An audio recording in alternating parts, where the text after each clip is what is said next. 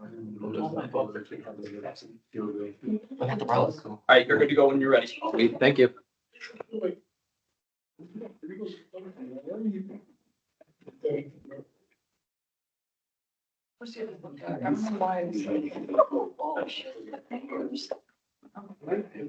Yeah, no loop. Okay, thank you all for coming. It's 4:33, and I'm going to call this meeting to order. Welcome to our General Assembly meeting of the Madison College Student Senate. This is a public meeting and will be recorded for transparency and for record-keeping purposes. We're going to cover a few basic items before beginning. You lose connection online at any point during the meeting. You can reconnect by clicking the link or calling the number in your original email from senators, supporting staff, online members. If you're able, please activate your video and keep it on for the duration of the meeting. Please use the raise hand feature when you'd like to be recognized to speak. I'll do my best to monitor hand raises when you want to ask questions, vote, or make a motion. With that, can I get a roll call, please? Yes, you can. President Jose Villarreal. Vice President of Administration and Finance, Quinn Matson. Present. Vice President of Legislative Affairs, Ash Rogers. Present. Vice President of Team Development, Corey Sertzel. Present. Thank you, Corey. Vice President of Public Relations, Ari Nichols. Present. Advisor Cole Calio-Crowder. Present. Senator Sanjay Jagadish. Excused. Senator Bethany Bauer. Bethany, are you present? Present. Thank you. Senator Ashley Larson. Present. Senator Keziah Luabi. Present. Thank you. Senator Ashley Juarez. Present. Senator Ali Mohammed. Present. Senator Ida Wilmo. Present. Present. Senator Sierra Brunner. Present. Thank you. Regional Senator Furkan Sindar. Thank you, Furkan. Goodman South Senator Annette Crowder. Present. No. We'll have to put absent for now. She was at the dentist today, but I haven't heard anything from last time I heard her. Then, yep. Do you want me to do it? Let me just say the names.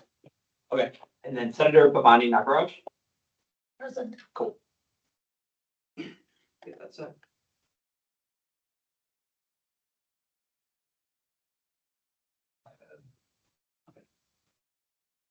And I believe we've met quorum. Yes. Counting. Okay, awesome. Having met quorum, I will now move us on to the approval of the previous meeting minutes. Our previous meeting was on Thursday, March 12th. If I'm looking at the right minutes, then I did not correct the date on this version.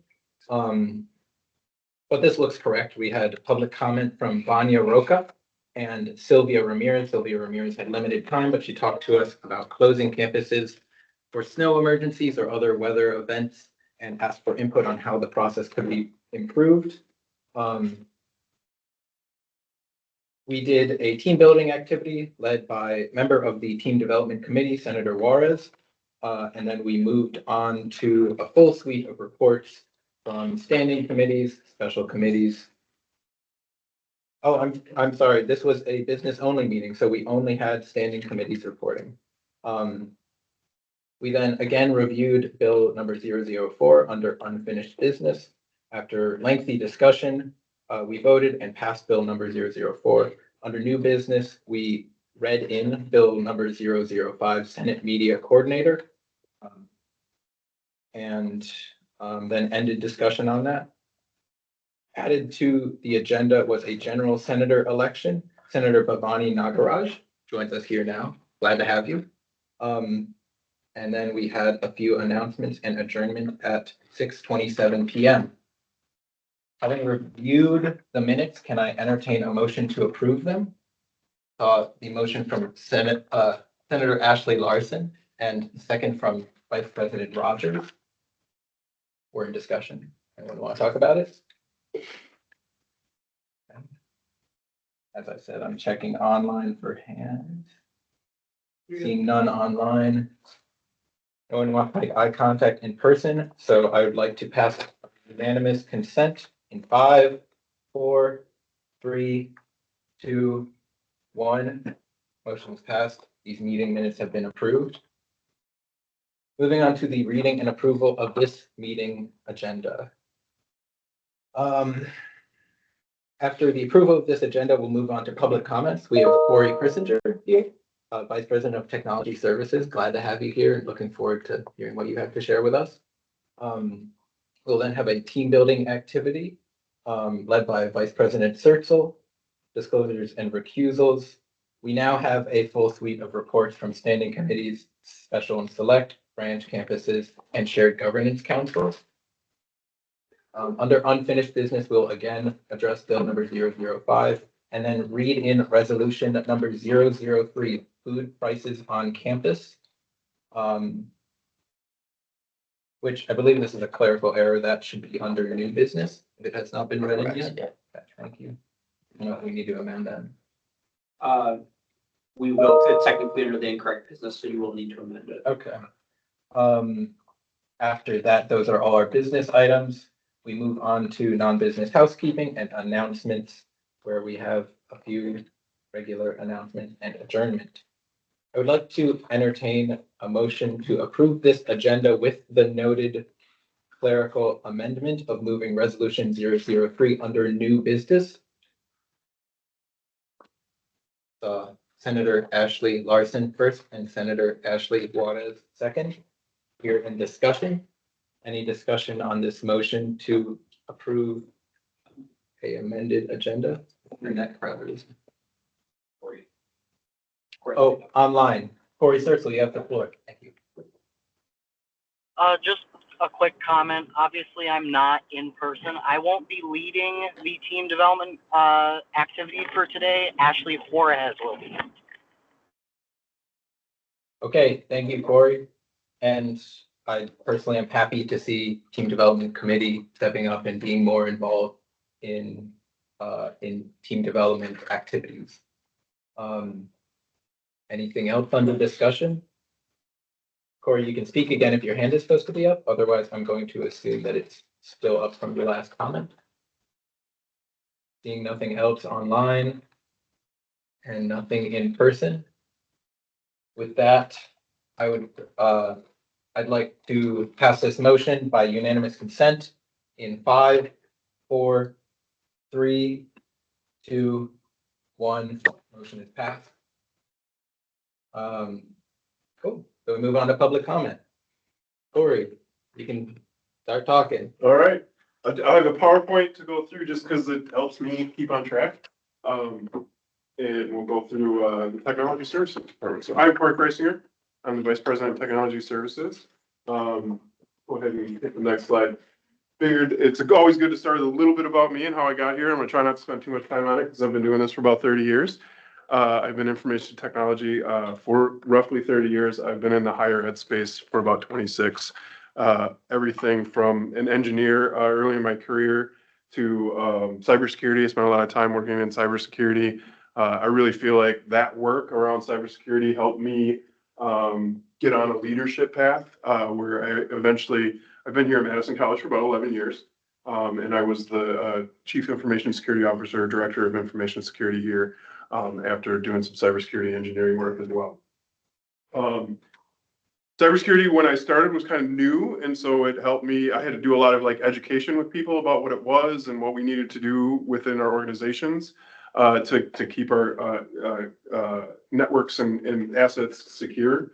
And so I had to get up in front of a lot of people all the time and do a lot of talk and education. And so that helped me with my leadership journey and how I got to the position that I am today. So I've been in this role for almost 4 years now at Madison College. I love it.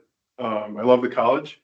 One of my favorite things to say is when people ask me, what do I like most about the college, is I can step out my back door or the front of my house and point in any direction, and there's someone that has been touched by this college in the community that I live and work in. And so what we do here is phenomenal, and how we impact the community through education and just community, offerings that we have is absolute across the entire district that we serve. So, pretty cool mission to be able to continue to do that. So that's a little bit about me. I have a bachelor's in telecommunications management, which is like server administration and network administration, from the DeVry University, in Chicago. I went to school in Chicago. I'm actually from Wisconsin. I grew up in Janesville, just a little bit south of here, and I've been in Madison for, like 26 years, something like that. So, all right, next slide. This is tech services. This is a very high level of what tech services looks like. I don't want to block anyone's view. These are sort of the departments. Tech services is about 100 employees. We have about 60 full-time staff, and then about 30 contractors. And then any given time, 10 to 20 students that work for us as well. So kind of mush those numbers around. They do change a little bit. We've been very fortunate. Our full-time staff has been pretty, secure, so we haven't had to make a lot of cuts in that space, and we do not have a lot of turnover, really in the last 10 years. So that helps me, just culturally. I think we have a good environment for people to work in. People enjoy working in the environment. Cybersecurity is a department within our group. There's 3 teams there. Customer service is like the help desk space. A place where students may get more involved is the TAP program. I'll talk a little bit more about what TAP is towards the end.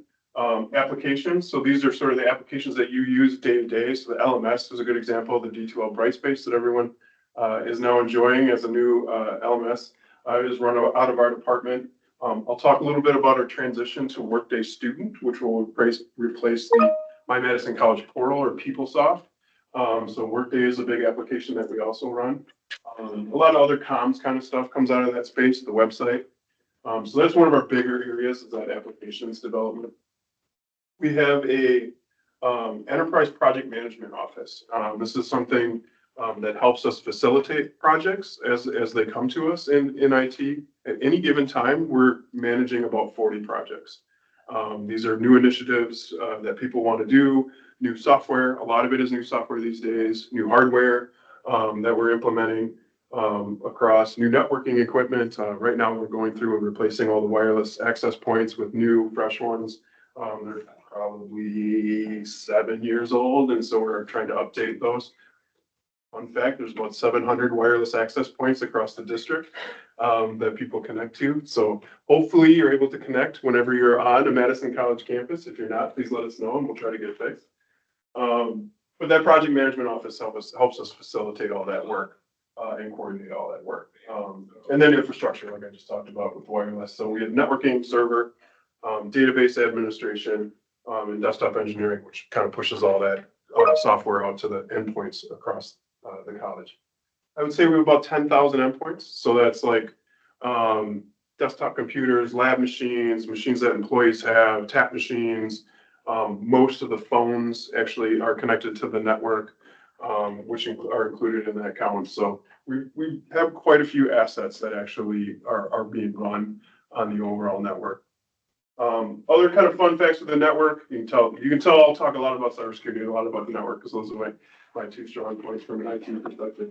About, as I mentioned, 700 wireless access points, about 20,000 wired jacks. So where you see the blue wired spaces, there's a bunch up here, there's a couple here. There's about 20,000 of those district-wide, about 300 some switches that run the local area network. All of the campuses are connected with redundant connections. And we have 2 100 gig connections that connect us to the internet. And so we're pretty well outfit. We can actually sustain failures in that network and still maintain connectivity to resources and the internet. So done pretty well. We actually dealt with over the winter, we had a piece of fiber cut in Fort Atkinson. Nobody noticed, so that's the good thing. But it took about 3 weeks to get it repaired. We had to find it and get it repaired. And so I'm dealing with all kinds of that stuff frequently. So. And then we have an admin services folks that helps facilitate our purchasing and just kind of keeps everybody in line. I think is really so. Most of the general questions come through that. Any questions about the enterprise kind of as it stands? Okay. I'm kind of talking fast. I want to get through these because I want to make sure you have time for questions about what we do too. So as you see things that might be interesting to you. these are just a couple of the initiatives, accomplishments, things that we're working on right now. Again, I mentioned 40, so this is a limited number of the total, things that we're trying to move forward or projects and initiatives that we're trying to move forward. So we just wrapped up the D2L Brightspace. So it was almost a 2-year project. To go from selecting Brightspace as the new product, we moved away from Blackboard Learn. So if you're here 2 years ago, roughly, that would have been the product you would have been using. There's a big effort for us. It's a big part of the student experience. Students were involved in the selection of D2L Brightspace. The two big factors that I would say moved us in that direction was the company Desire to Learn at D2L puts a lot of emphasis on innovation of their own product. The other big LMS that people have a tendency to use, and they use the UW, is Canvas. So it's one people may have heard of. They don't. They tend to rely on their third-party partners, which means it costs them more money to integrate other software into that package. And so that was one big thing. The other one was a student desire or student want, student need, which was D2L puts a lot of focus on accessibility. And so we heard a lot of feedback from students that accessibility tools in the LMS are really important to them, as that gives them multiple ways to consume content within that environment. And so we have a high focus on ensuring that that is robust in the tool that you're using for your day-to-day learning. So continue to try to enhance that as well. But we're kind of we're wrapping that one up. Close that one down. I'll come back. This Wolfpack Rising is our SIS transition. I'll talk about it a lot more in depth, so I'm not going to spend a lot of time on it now. So we'll get to that one. I'll also talk about artificial intelligence. This is my last slide. I figured that one might have some questions, so we'll get to where we get to that one. Digital accessibility. So specifically, there's some legislations that we need to be in compliance with. And so we're working to make all of the college's digital content accessible in multiple ways. So some of it is cultural shift. One thing I was trying to explain to someone is like when you're working in like Word or PowerPoint or something like that, when you have a spelling error, it underlines the word and gives you an option to like correct it, right? Or grammar error gives you an option to correct it. You actually have to take a separate action to ensure that that document, that content that you're creating is accessible. There's a button that you can push in the Office suite to run through that document and provides you with feedback on how you can make that document more accessible. So it's a little bit of a change for people just to get used to how to do that. And then we have to run through, we have tons of video on the website. We have to make sure you're using what colors. So we're working through all that. So it's a big effort for us to get everything up to a point where we feel it's in a good spot. So we're also working with faculty. We did not do that work when we migrated content from the old LMS to the new LMS. And so we're working with faculty to help them ensure that the content that they're using in a classroom experience is also accessible. Asset management, as I mentioned, with 10,000 different devices, we got things coming in. We buy about 1,000 laptops every year that we refresh, probably another 500 Macs, just like a bunch of different pieces of equipment. We're constantly refreshing our back-end equipment. So we want to try to clean up our asset management. It's sort of an internal project for us. And then software acquisition has gotten very complicated. People can just use a credit card and go to the internet and buy a subscription to ChatGPT or Canva or all these other tools. And we actually have to do some vetting of that software so that we ensure that there's reduced risk to the institution and that it is accessible and that we understand what they're doing with our data. And so a lot of rigor goes into when we buy software and not everyone totally understands it. So we're trying to provide methods and access to the functional areas of the college to better acquire software and understand what their needs are.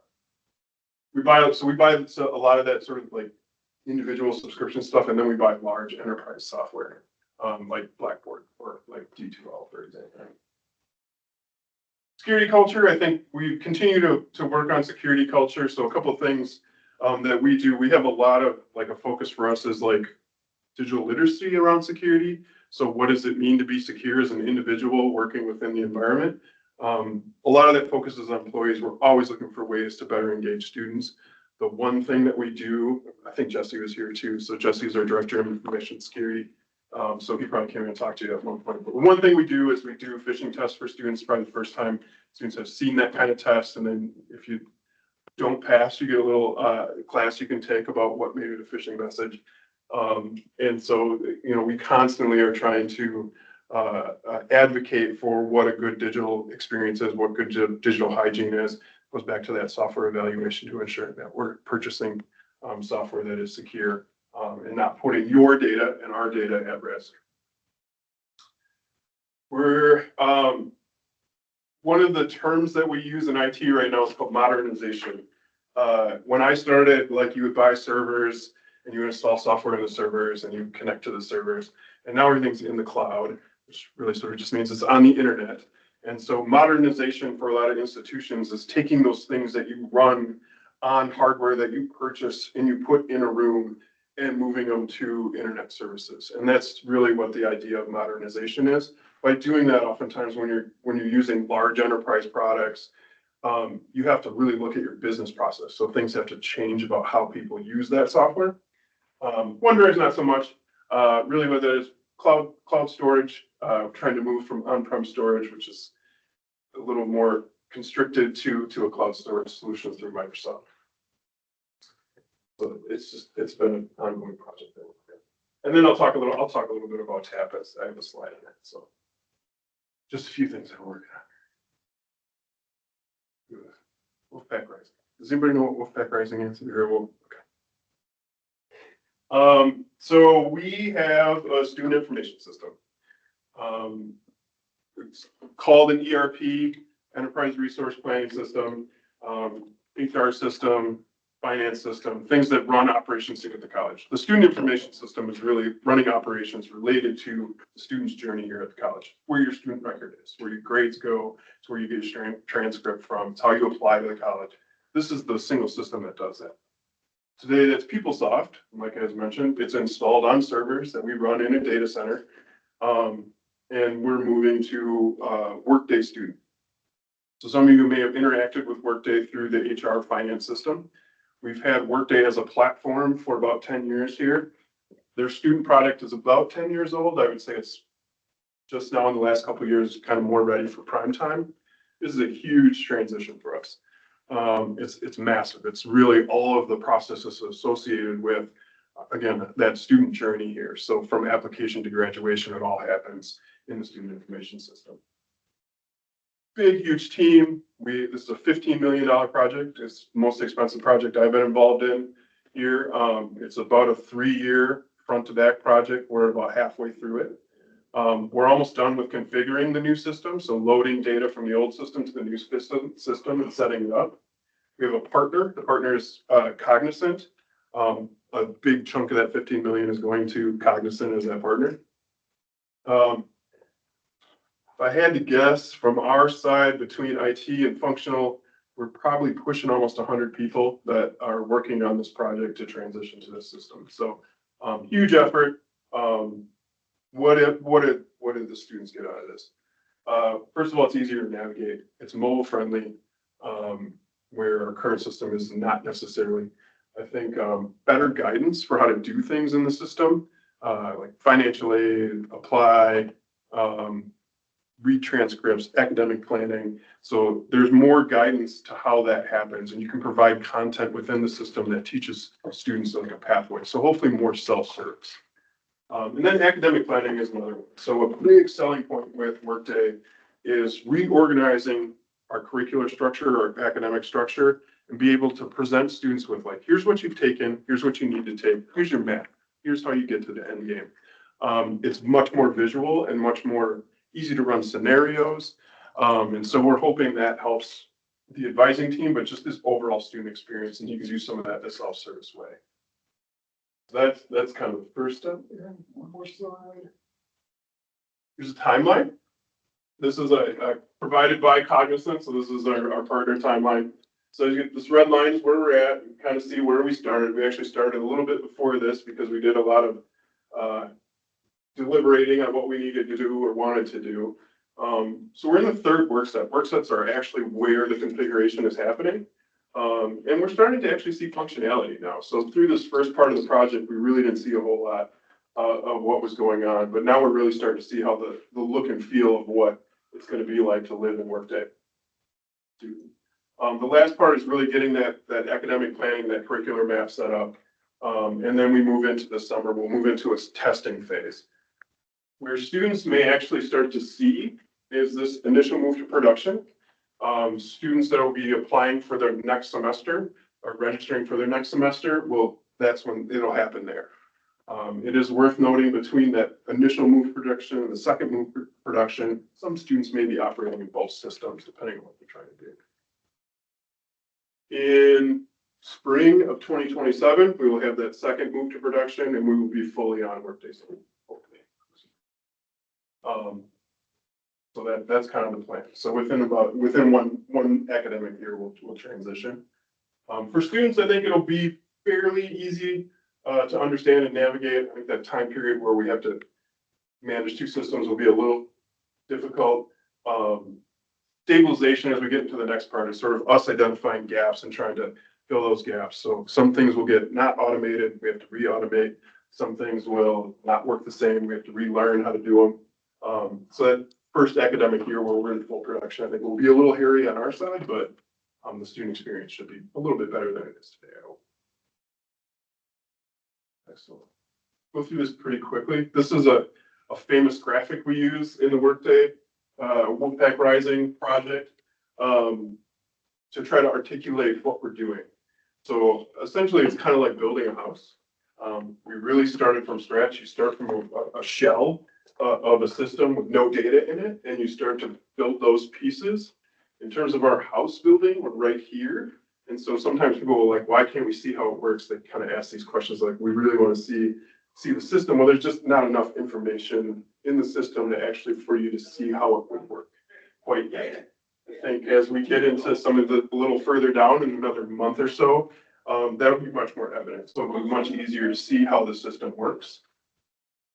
Somewhere in here, in the next, again, probably 6 or so weeks, we'll start to engage some student groups because we will be able to show them how the system works so they can be able to see and provide feedback to us how that experience is.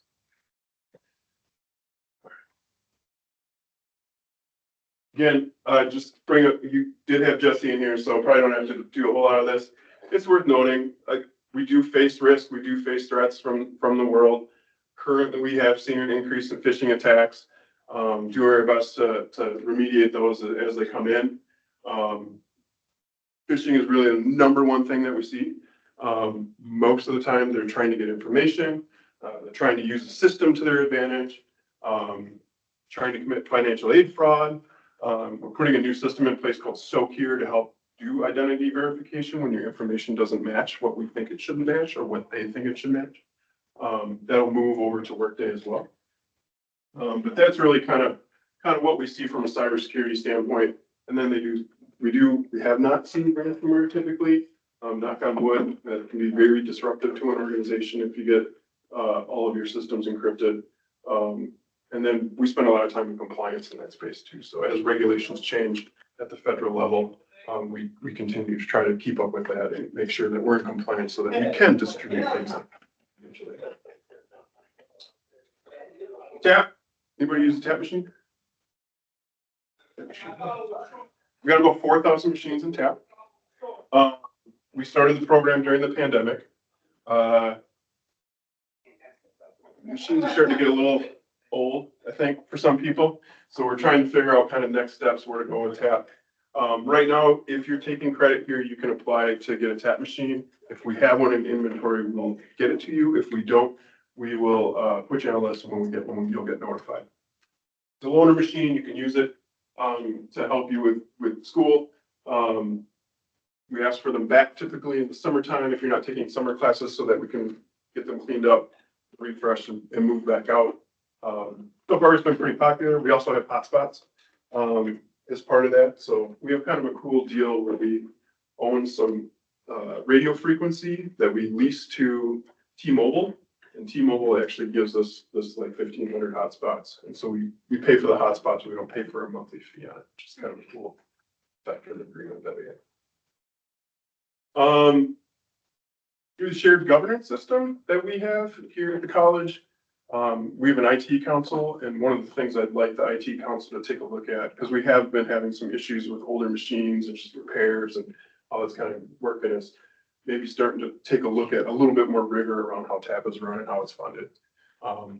the budget that we do have primarily goes to the people that support the program, and not necessarily to the equipment. So a lot of the equipment is coming out of, they're like 4-year-old machines to start. So they're coming out of our refresh pot, and not necessarily net new machines that we're putting in there.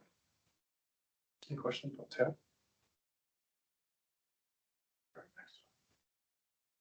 Any questions about artificial intelligence?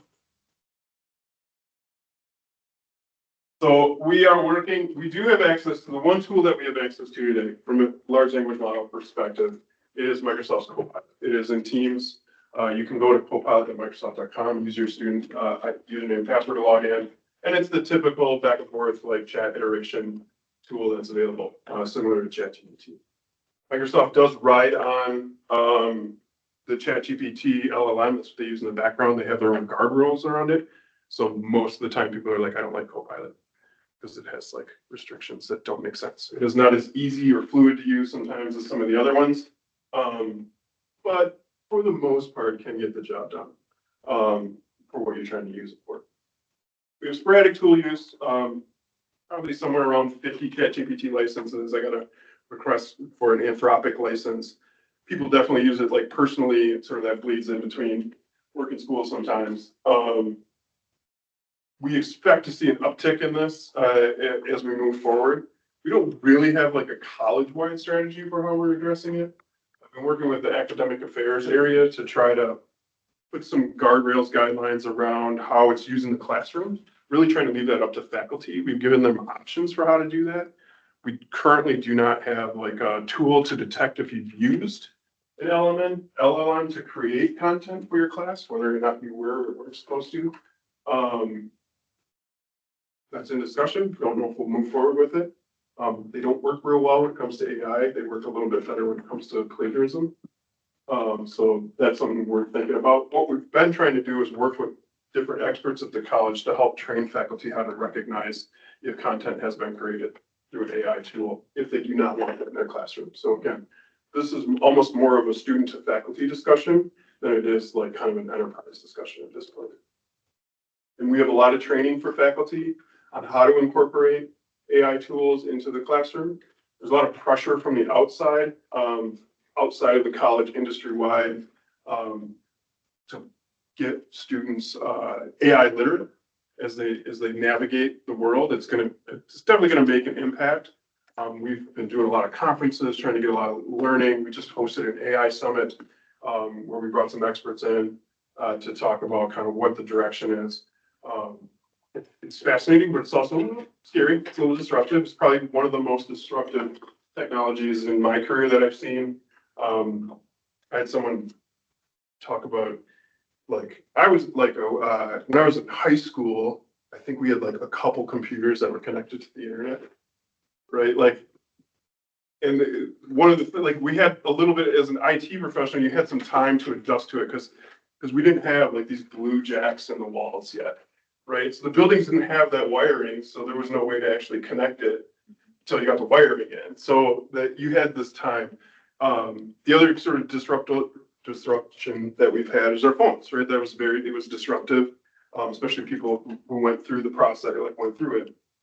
And so as phones turned into tiny computers in your pocket, again, we had a little bit of time to adjust to what the phone was going to do and what that was going to mean to the world. Because while the phone was capable, it didn't have software yet. It didn't have like all these applications that you do today. There was a few. And so it took some time to build that capacity. And so with AI, like they announced it and then it was available for everyone. And it was on this new computer that was in your pocket, like in a day. And then every other day it gets better. It's just iteratively like getting better exponentially every couple of weeks when they release new versions. So it's very disruptive. And so trying to keep up with it has been a challenge. There is some money through the system that the state set aside in their budget. It's a workforce development grant for AI. So we're going to look at some building using some of the Microsoft tools, some AI tutors. We're looking at a tool from Khan Academy, which is also an AI tutor that we'd like to play with. And then some training and continue kind of to work through some of that. Microsoft Teams has a premium license that's AI driven. We want to play with that a little bit too, so we're gonna use some of that money to do that. I believe this is my last one. Talked a lot and fast. Do you have any questions? Cool. First, love to give you a round of applause. Thank you. I saw one really quick flag on the plate. I want to give him the floor and then I will give it to Annette. But if I see no other comments, then we're going to leave it at that. Cut off the conversation that could come from this just because we are short on time, Okay. unfortunately. But if you think of something after, I have questions of my own. Can we send them to you by email or something? 100%. That'd be awesome. Yeah. Thank you. Anytime, yeah. I will be really quick. Thank you for presentation. I used to work in tech services and I did a lot of imaging to type service.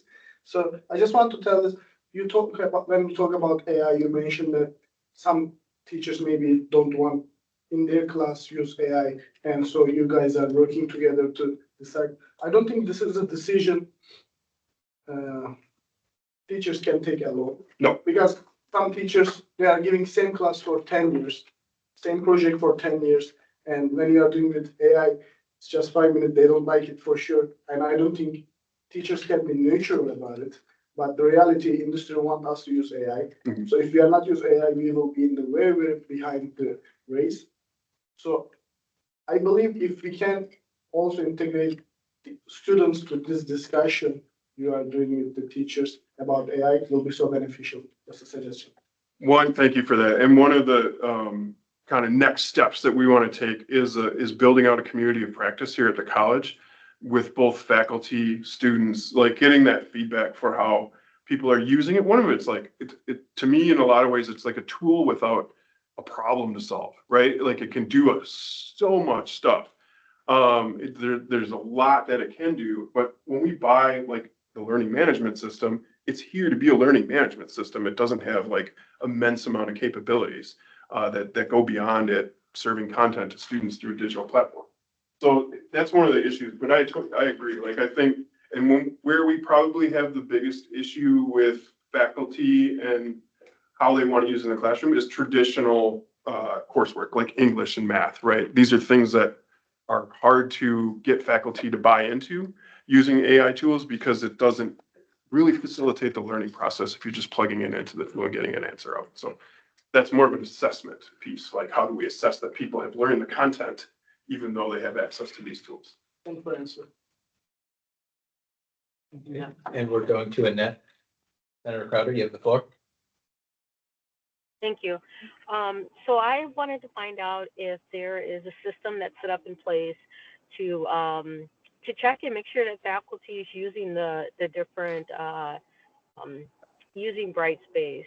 I know we've received some feedback that some faculty weren't using the new software at all, and I think it's detrimental to students when we have that software for different classes if they're not able to utilize it in all of them. So I'm just curious if you guys are checking to make sure that all faculty are using it and actually loading the content on there. I don't know that it's official policy, but we, post-pandemic, during the pandemic and then post-pandemic, require faculty to at least get a shell up and running. So that in the event that we have another event like issue like the pandemic, we can transition quickly to online learning. I don't know that we really checked and went through and ensured that every faculty member is doing that, even at the bare minimum basis of getting like a course shell, a syllabus, like ready for a transition.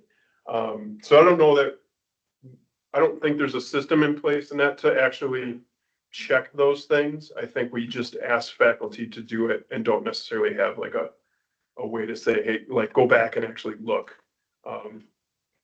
It's probably more of a like just capacity issue than anything else, unless someone reports it to someone who I'm not even sure who you would report it to that they're not using it. That's a good question though. It's good feedback I can take back to our team and see if there's something we can maybe try to facilitate with folks. So we provide a lot of training for faculty for Brightspace.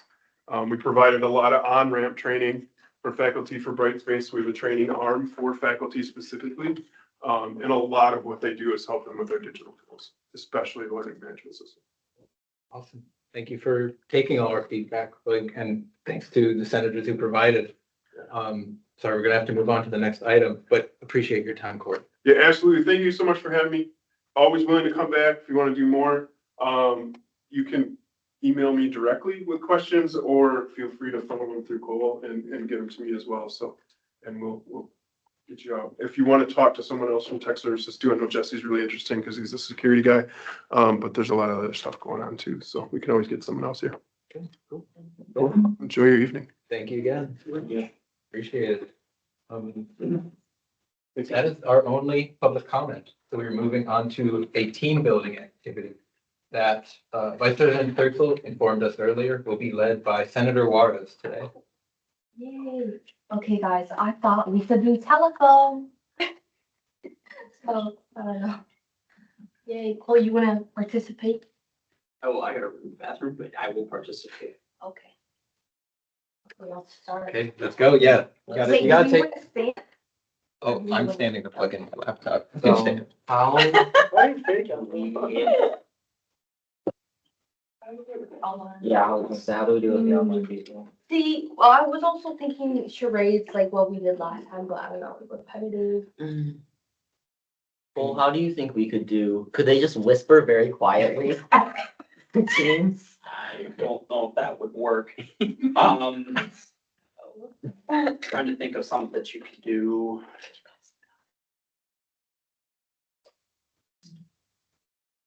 Honestly, no, you've stumped me on this one.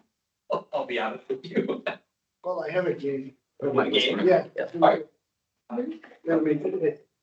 So, game is so basic. I will just make you guys close all your eyes and I will choose one person. Wait, don't close your eyes, you're driving, okay? So I think this is more a person game. I will make you close your eyes. I will touch one person someplace and this person will be murdered. I will touch him. And person can kill with this. I don't know how to say this in English when you do this. So for example, Ashley did this to me. I choose Ashley, right? Everybody wake up. Ashley did this to me. I die or did Ali. Queen see the Ashley. If you report it, you win. Oh, so you like wink? Yeah. Like, oh. But if you misreport, you report that Ashley, you die too. If anyone has played Frogger, it's very similar. I'm assuming you don't mean the arcade game. No. How do we do online? Don't die You quick. cannot do online. Well, we gotta figure out how to do it. That's the Let problem. people can guess maybe. Yeah, they can guess. Yeah. So I can see. let's do one sample. So we gotta Well, guess. If you want, close your eyes, just. So if you choose someone, they have to let, I will let you know. What if you can't wink? The person who can kill with the wing. If I touch you, you are the murderer. Just close your eyes.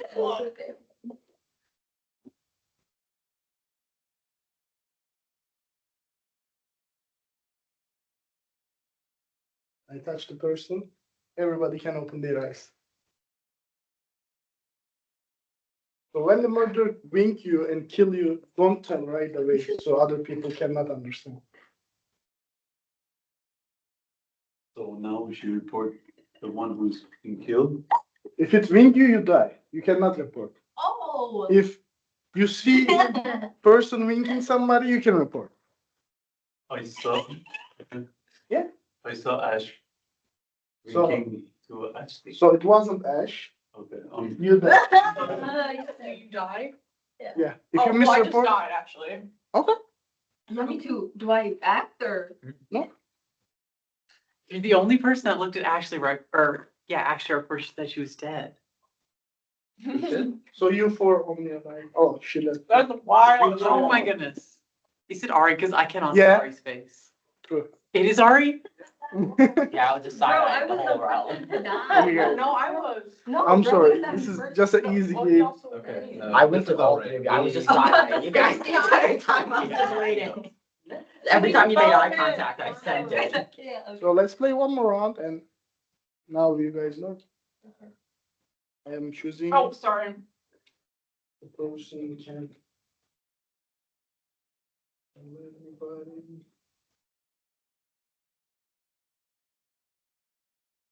Okay, everybody can open their eyes. I basically touched the person's feet. Didn't realize. I did lean back. It could still be me. You're not safe. Comes up with the sauce.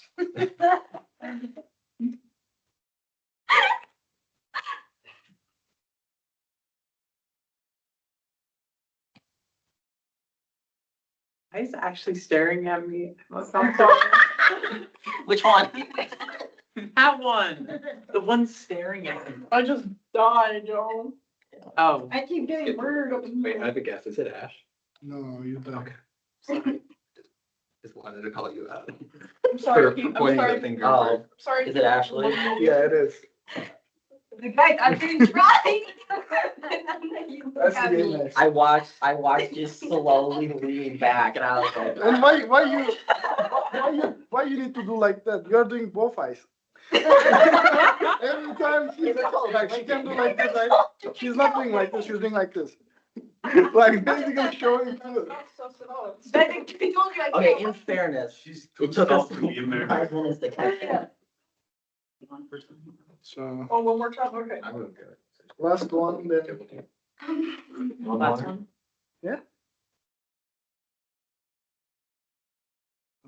choosing the right person. Always. I touch the person's hand. Everybody can make up. Wait, go.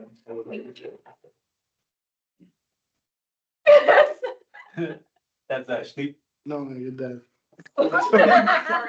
Just vibed it. Yeah. I look like a murderer. You make so much eye contact. That's the point. Yeah. Ooh, is it quick? It is. Oh. So who do you want me to finish? What you want to do? How much In time? light of the fact that our online members cannot participate and the other fact that we went over time for Corey's presentation, I would entertain a motion to close the team building activity. I saw the first from Ash Rogers and second from one of the Ashleys. I'm sorry, I didn't see whose hand was first. Ashley Larson, you held it up longer, so I'm going to give it the second to Ashley Larson Motion to table indefinitely. until next week. No, Oh, we no, definitely just okay, kills it. we'll have a new one. We're in discussion. Any discussion? Seeing none in person? Checking online? Apologies for my Nothing on one. nearly dead battery. Nothing online. Thank you, Ari. Yeah. Then I'll pass this by unanimous consent in 5, 4, 3, 2, 1. This item on the agenda is tabled indefinitely. We are moving on to disclosures and recusals. So if you have anything to disclose or any business to recuse yourself from, now is the time to do it.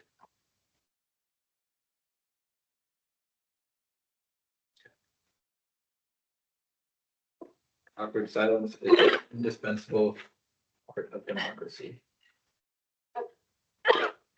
So that it Bless you. Well, hearing none, we will move on to reports of officers, advisors, and standing committees. First is the Executive Council and President's report. President Villarreal is unfortunately not here due to illness. I was not at the Executive Council this week due to unforeseen events. Could I ask Vice President Rogers, would you like to report for Executive Council? The executive council, we had 3 things on the agenda. First, which was passing this meeting's agenda, which you have in front of you. Second thing, we were talking about the accreditation. We will be getting a report on that next week from Cole, and I believe a guest speaker as well, public comment. And that is just going to be asking us to attend their in-person session that they'll be doing. We'll be getting more information about that next week. And then the third item was talking about food for the swearing-in ceremony that will be happening in May. That Tuesday in May 5th, thank you. And we've decided that there will be some amount of food, but we haven't gotten exact budget. Cole's can get back to us with some numbers. Those were our 3 things. Okay, thank you very much. Any questions for Vice President Rogers on the Executive Council meeting from this week? Seeing nothing in person or online, we'll move down to Finance Committee. Finance Committee has not actually met since last report was given. We are working out what we'll be doing for the rest of the semester, our remaining 5 or 6 weeks. That decision's not been made yet. Concludes my report. Anyone want to pipe up? Something going on? Questions for finance committee? I'll go by entire term, not answering a question about finance committee. You want me to ask you a question about finance? Yes, please. Okay, Quinn, what is finance committee's, like, last initiative that they want to work on before the end of this academic year? There are a couple different things. So we've been throwing around, people have been generally talking about when we've discussed this about, some sort of succession plan document, or maybe just to educate, the student senate members about what finance committee does, so more people understand it. As well as, maybe educating the student body in general, like maybe we would, kind of put together some ideas and work with PR to educate the student body on how student activity fees are spent, excuse me. Those are the notable ideas we've been tossing around that I can recall. So informative, thank you. You're welcome.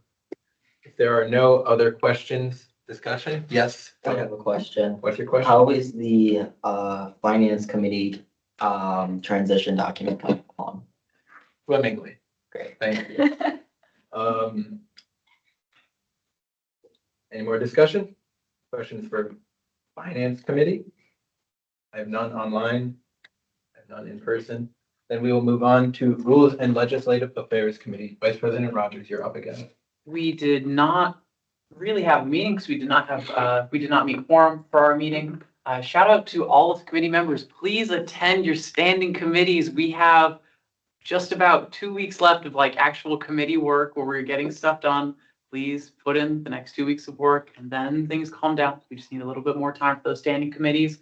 We need to formalize those transition documents for rules and legislative affairs. That is what we will work on continuing forward. There's also a few resolutions that you can see on the agendas that we will be going over. And I have one other thing. Oh, hopefully I get as many questions as Quinn does because we had such a busy meeting. That concludes my report. Good. I got a You have a question. question? I'm just gonna advocate for you. Do you really want a question? Oh, no, I don't. Okay, in all seriousness, this is actually the time of the year where if you didn't get a chance to really figure out a part of Senate, or there's a standing committee that you're like, I didn't really participate in this, but it's kind of interesting. Now's the time, attend as many of these committees as you can. Especially if your interest is coming back to Senate, whether you're planning on it, or there's a strong chance it might come back. Attend as many of these as possible. Please attend RLA, attend any of these committees. In all seriousness, if you're not coming back, this is still a great way to learn some of the inner workings of shared governance. And some of you might still work on shared governance, whether it is you're going to be doing your own thing next year, or you're going to, let's say, UW-Madison, because UW-Madison also has campus committees, collegiate-wide committees that students can serve on, and you can actually participate in. So you have your two committees you have to attend, but if I'm going to be honest, come check out all the other committees. Come to RLA. We have those times posted. I believe it's in the document that I have in SharePoint, which almost everyone should have, minus a couple of you. I'm going to get you access as students. But yeah, please is also not the time just to put in the bare minimum and barely show up. Please put in an effort to finish out at least these last couple of weeks, because we really only have 2 to 3 GA meetings left of us together to kind of get stuff set before we're done and we go into the summer. So leave a strong legacy, please. Good. Inspiring discussion. Any more of it? In person? Online? Hearing none, seeing nothing. We will move on to Team Development Committee. Vice President Sertzel, do you have a report? Yes, I do. So we touched base and talked about any additional material that to be included in my transitional documents. No one made any comments besides having a little bit more events. So I'll go ahead and reflect that the transitional documents, but otherwise that's pretty much our final our final discussion regarding transitional documents, because it's going to take me quite some time to write these and finish these. But our clothing drive is underway. I got all the media finished and touched base with Cole, and the media looks great. So expect to have or see boxes around both Truex campus and Goodman South campuses with our clothing drive. But that'll conclude my report. Okay, thank you, Vice President Thurzel. Do we have any questions for Vice President Thurzel? Online or in person, or from our advisor, Talia Crotto? Well, seeing none from Advisor Talia Crotto or any other Senate member, we will move on to Public Relations Committee. Vice President Nichols, what's your report? Yeah, so I was not at the last public relations meeting. It was held though. During that meeting, the discussion was pretty simple. We just went over that the election advertisement sort of Canva creations have been completed, as well as the interview process for the presidential candidates for Senate had been finalized. Today, I conducted the first interview with one of those presidential candidates. One candidate also submitted their answers to those questions in writing, and we have another candidate on the schedule to be interviewed tomorrow. So those are working out pretty well so far. Hopefully I'll actually be uploading the first presidential interview that we had to YouTube and Wolfpack Connect soon, just as soon as I finish editing it, which will probably be done with sometime tonight or early tomorrow. So yeah, make sure you look out for those, as well as I will make sure to keep you all updated as to how those progress and how those hopefully keep coming in. As well, the public relations transition document has been started. If you, for some reason, want to give input onto it, I won't stop you, which is my very indirect way of saying I probably won't accept it either. However, you are always welcome to, give your voice and give your support. Concludes my report. Thank you. A illuminating report, and I'm sure a bingeable series of videos to come out soon. Hopefully. Do we have any questions, concerns, or comments for Vice President Nichols? I had to put my laptop over there. Could you tell me if there's anything online? Thank you. Okay. Hearing nothing, we'll move on to the advisor report. Advisor Caliaprado, you have the floor. Appreciate it. I already told Ari I'm going over time, so you can just tell me how far I go. I gotcha. First thing is that you all received an email from me, I think it was just before spring break, from an individual who works at a college named Caroline. Caroline is actually working directly with the Workday student process, and she's wanting to seek feedback from any and all students. So please look at that email as I sent it to you. Send me any feedback that you have. She's going to present to the cabinet hopefully on March 30th. So you have between now and Sunday, send me whatever information you have, including if you want a different name. I think that was one of the questions is, do you want it to be named differently? And I will get that to Caroline. So please get that to me. WSG, if you want to attend our final WSG meeting on April 24th, it is a Friday. It's at Mid-State Technical College in Stevens Point. Let me know by next GA meeting. So 1 week from today, let me know if you want to attend. We'll take as many folks as possible. But yes, it is our final WSG meeting in which they'll be electing in the new executive board and most likely voting on the fees that we talked about. So that will be happening that day. Student Success Awards. Student Success Awards are coming up. It is during, it's the Tuesday during Earth Week. That's all I can remember at the moment. I would love for every single person on Senate to come. So with that being said, next week I'll be asking for hands of how many of y'all are willing to participate and attend. I'll also make sure I get you the dates and times it's happening. But it's happening on that Tuesday. You remember the times by chance? 2 to 4. 2 to 4? 2 to 4 p.m. D1630. Yes, any and everybody, please attend. We've had great attendance from last few years from Senate. I would love to continue to have Senate be represented strongly across the board. You're gonna get a large email from me tomorrow. I'm just gonna warn you now. The stipend process is gonna start up here soon, so for everybody looking to collect the second half of their stipend, you will complete a form through Wolfpack Connect. We got rid of the Microsoft Word form, and that has to be completed before you get paid. So there'll be a deadline with that. Tabling. Ari and I have sat down, created a schedule, hopefully for tabling for next week that aligns with the office hours you provided me. So you'll get that tomorrow as well. I'm pretty much planning you're gonna be there. For some reason, if you cannot be there, I want to know immediately, and then I will go ahead and adapt that accordingly. It's only for an hour, but if you can give more, I would greatly appreciate it, because as much tabling as we can do next week to get folks to vote, the better. The goal is to beat 300 votes. That's the goal. If we beat that, we're in a great spot. Accreditation information is coming out tomorrow, in terms of the dates and times that they want as many students there as possible. Legitimately, as many as possible. Food will be provided. Be there.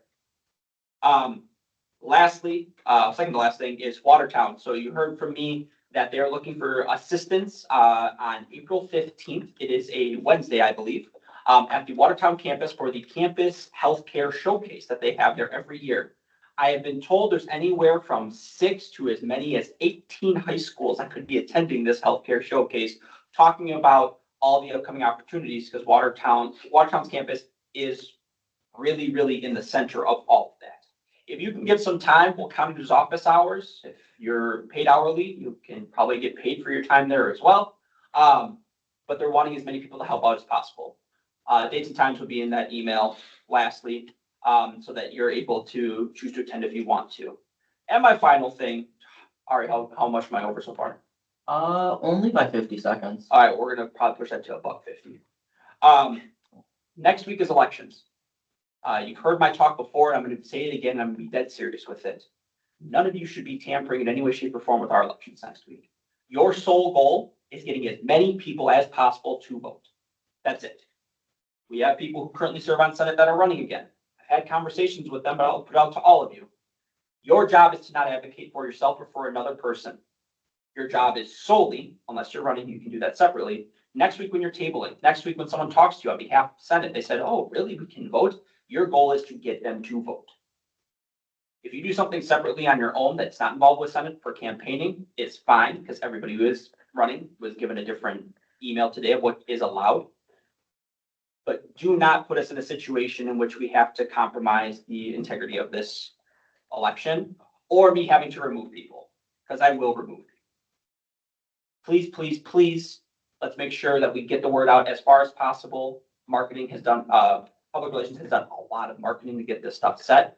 And we have tons of emails coming out to really gauge folks, because all of the election stuff is through Wolfpack Connect. There's 10,980 people who are eligible to vote. And they're all going to receive an email Monday morning, 8 a.m., letting them know they can start voting. If somebody can't access the ballot, it's probably because they don't pay student fees and they're not allowed to vote. Because again, only people who pay student fees are allowed to vote in our election. That concludes my report. Okay. Would you take a question? I'll take one question, so that way Ari doesn't penalize me more. Go ahead. I have a two-part question. That's fine. My first question is, I ended up talking to my classes and I got to talk to like 150 people about running for elections. Would it be beneficial for senators to go to their teacher and say, hey, can you announce that election's open? You should have got an email about it, so that we can reach a lot of people. Absolutely. As far and wide as you'd like to go, including the individuals who are running, I've told them that they should definitely talk to their professors and get the word out. Again, if you're not operating within Senate, i.e. you're not representing Senate at the time, you have the ability to campaign. But as soon as you step in, let's say for tabling next week, you absolutely will not campaign for yourself. Your sole goal is, hey, please vote in our election. Part two. I know that there is a lot of tabling that's happening next week. I know that we got an email from Ashley about warm welcome. Can we simultaneously do warm welcome tabling and our tabling? Warm welcome will be happening afterwards. The election will happen and then warm welcome will happen. Am I correct in that? Yes. That's the week after warm welcome is happening. You're so smart. Thank you. Good question. If you have other questions about this, shoot me a message, send me an email, I'm totally fine. But you are going to get bombarded with an email tomorrow. Please read it all. You're over by 3 minutes and 45 seconds. Beautiful. Yep. Wonderful. Any more discussion? Seeing none in person and assuming there is none online. Thank you. We will then move on to reports from special and select committees. First special and select committee is Student Activity Board. Unfortunately, I was not present at the last SAB meeting. The last SAB meeting was on March 13th, the day before spring break. I'm aware that our only business items were presentations of other student organizations. I think programming activities was one of them, branch campuses as well. Annette, I know you're driving. If you're able to comment on this, I would really appreciate it. If not, maybe I'll send you all a message. Pretty much covered it. You pretty much covered it. It was just presentations again. Okay, awesome. Thank you, Annette. Yeah. Go ahead. Just to give one update, you'll find this out tomorrow. If you can attend SAB tomorrow, want to give insider input, we will be hearing from 3 different organizations that exceeded a 10% increase in their budget. By that threshold, they have to re-present why they are going to exceed that. So it'll be ELT, STEM, and I believe it's Volunteer Center will be presenting tomorrow to have their budgets officially approved so that next week SAB can come to Senate to get the approval. So if you're interested in that, want to see why they're wanting more than 10%, attend tomorrow. Senator Lawson, you go ahead. If people wanted to attend SAB, where can they attend and what time? I don't actually know the room number that's hidden, but worst comes to worst, I can also forward you the invites because anyone who attends SAB has the invite. So if you want to attend, let myself, Annette, or Quinn know, and we can share the invite with you virtually. But I don't know the location physically. It's back over where we were meeting last semester. The room number is D2647 at 1:30. Yes, it was. Any other discussion on this topic? Seeing nothing, hearing nothing, not a peep. We'll move on to Textbook Affordability Committee. Senator Brunner, do you have a report?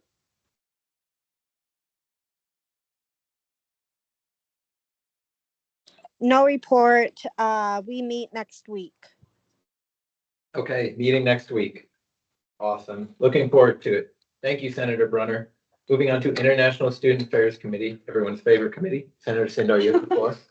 Your favorite committee. So last week we had a chance to be meeting with the CA again, and our committee member Hassan gave us great news.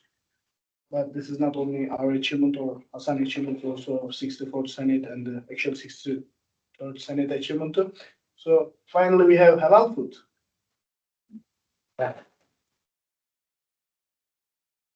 We talk with Hassan, we will never stop. We will right now looking into kosher food for Jewish students and gluten-free food for everybody. So about halal food, this is my only thing. And tomorrow we will meet. Director Deputy of Public Safety Plan will join us. Our committee member actually have great idea about how we can do flyers for student rights and they can know their right. And we will just try to discuss with the public safety director how we can move that with under public safety supervision. So, and last thing, I think that's all. Awesome. Any questions, comments, discussion? I'm glad that we're seeing some movement on halal food. Can you remind me when your committee is meeting tomorrow? 3 to 4 p.m. 3 to 4 p.m. Do you have a room or is it? We have room in CA office, CA meeting room, CA? but you can also attend online. Or attend virtually. That's awesome. Thank you for your report, Senator Sindar. Thank you. Being no other discussion, I will move us on to reports from branch campuses. Our first filled seat is Goodman South. Senator Crowder, you have the floor. Can you hear me? All right. Yes. I don't really have much to report. I did table last week at Goodman South. I did not table today at Goodman South due to dental heck. I was going to call it hell, but I didn't know if that would be a bad word. But anyways, I basically have just been letting people know about the elections and encouraging them to vote. And I will be tabling there again next week. That's all I have to report. Thank you. Awesome. Thank you, Senator Crowder. Do we have any quick questions, discussion? Looking around the room. Cool, shaking his head. I'm watching online. Cool, thank you. Appreciate it. Then we are moving on to Reedsburg. Senator Sindar, you have the floor once again. I don't have a report right now. Okay, thank you. If there are no further questions on reports from branch campuses, then I will move us down to reports from college assembly and shared governance councils. Our college assembly seat remains vacant. Are you raising your hand to speak on this? Then you have the floor. Yeah, so the big things to know for college assembly is that shared governance applications are open. So if you are planning to return to Senate, we are obviously allotted spaces on shared governance. However, if you're just like, I'd like to be a part of more than one, you can apply. Students are welcome to apply and run for shared governance positions and can do so through, I believe it's through SharePoint, but I'm working to get it out on Handshake, which is how they've done it previously to get students who are interested in serving on shared governance roles. So even if you're not planning to come back to Senate, but you'll be at the college, please, please, please run for shared governance. The second part, and I can only speak on this because I led it, is that we are creating a process for vetting shared governance councils to be created or removed, as there has not been a process prior. And so with that, we were able to bring that forward, and it I wouldn't say it passed, but nobody had any concerns or issues with it. So in the upcoming weeks, we'll be modifying the college assembly bylaws on the creation of shared governance councils. And I attributed that to work I did, ELT, and to the work that Senate does. So you all got a nice shout out with that as well. So that will be happening in the future. Awesome. Thank you for sharing. I'd love to be informed when the handshake is made public, just because the students asked me, what's this shared governance thing? How do I apply? Yep. And I had to tell them, I actually have no clue. And because it was WolfNet, I think. Yep. Which I don't think students had access to. No, students don't have access to to SharePoint itself. I am working to try and get Handshake up because that was something that the previous person who helped run shared governance got up and running. There's new folks running it right now, so I don't necessarily know if that's on the radar, but my hope is in the next couple of weeks that that'll be done. Otherwise, it will be something that'll be happening either over the summer or right at the beginning of fall. Okay, I see. Do you know the application window deadline? Right now, I believe it is March 23rd to April 3rd. March 23rd to April 3rd. And I'm going to say that's for employees. Be specific with that, because if the student section's not open, they're going to have a separate time for that. Okay. But there are at least 2 to 3 student positions allotted on every single shared governance council. Wow. Okay, awesome. So officially April 3rd, but if they don't get their act together, we have a little more time. Thank you for reporting. If there's no further discussion, we're chomping at the bit right now. So I'm going to move us down to academic council. Senator Wilmo, you have a report for us? Yes, we met the Thursday before spring break. Yeah. So we are still talking about the digital learning, the standards, and there was a suggestion, that maybe Madison College have to build their own digital learning standard. So it's still in discussion. That's my only report. Sorry. Okay. Thank you for your report. Do we have any questions for Senator Wilmo? Looking around the room. Hearing nothing, seeing nothing, we will then move on. Thank you for your report, Senator Wilmo. We'll move on to Facilities Planning and Investment Council. Let me pull up my report, everyone. So Facilities Planning and Investment Council now meets every month, not every 2 weeks. I have a few different reports. There are a few different moving pieces within FPIC, different subcommittees. One is the Green Team. The Green Team continues to plan a week-long Earth Day extravaganza later in April. I believe it's the last full week of April. Madison College is also now a Green Tier Charter member with the DNR, which comes with a little bit of support and responsibilities in terms of reporting our emissions, our tiers 1 through 3 carbon emissions, as well as some other things. We get to put their logo on our stuff, I guess. So that's cool. After the situation with the approval of the traditional gendered bathroom construction remodel that we talked about like a month ago. FPIC put together an inclusive restroom committee to try and create a policy so that the plans for single-use, gender-inclusive, single occupancy bathrooms is laid out so that there's kind of not last-minute changes made again. And I'm on that team, and I'll be happy to continue reporting. We're meeting every 2 weeks. Apparently, facilities had an identity impact team, which I do not know if it still exists. It had it in 2021, 2022, and they were also talking about this issue. We found some of their old files, and we're picking up the pieces and trying to move forward with this. I think that concludes my report for now, but I'm excited to continue sharing things, and I'll probably have more to say next week. So, any questions, comments, concerns? Fun tidbits? Hearing nothing, seeing nothing, will tell me if they're online. I will move us on to Finance Council. Senator Larson, do you have a report? I do. So we met, and we talked a lot about college assembly and what happened in that meeting. And then we essentially talked the entire time about like shared governance and the elections that were going to be occurring. So that concludes my report. Okay, thank you very much. Any questions for Senator Larson on this matter? Going once? Going. Oh, there we go. Senator Crowder, you have the floor.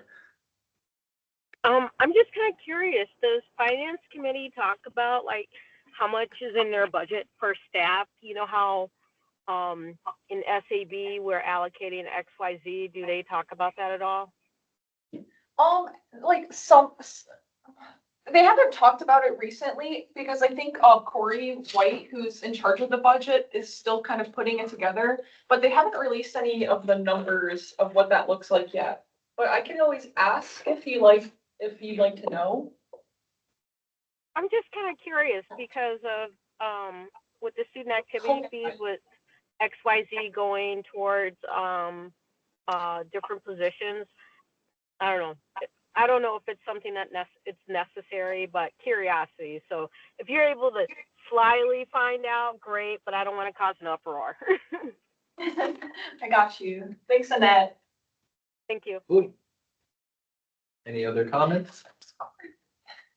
Okay. Well, as long as you caught it. Then we will move on to Student Affairs Council. Vice President Rogers, you have the floor once again. Student Affairs Council met March 13th, the one right before break. We went over 2 agenda items. The first one was we had an interview with Justin Prey. He's the General Manager of Dining Services. He gave us a little bit of an overview of what he does. And then Student Affairs Council talked with him to brainstorm ways to address food affordability and accessibility. Those are the 2 things they are tackling. And then we worked as a committee to craft the issue statement. I no longer have access to the chat, so I can't read out what it is, but it's something to the effect of reducing barriers for students to accessibly and affordably have food on campus. And then they emphasized college action being taken to alleviate that problem through things like extra or partners outside of the community or community partner. Something to that effect. So that's all I have to report. Okay, awesome. Any quick questions for Vice President Rogers about the activities of Student Affairs Council? Looking online, seeing nothing. Anything in person? No questions?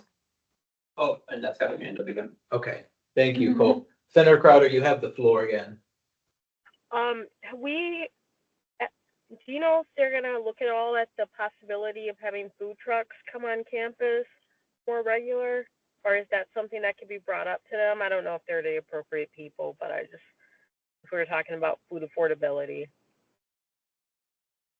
They have brought that up in previous meetings, and based on their conversations with Justin Prey and other things like that, they have since dropped that topic. I do not think I was part of that conversation, but I know that it was considered and is now no longer considered for one reason or another.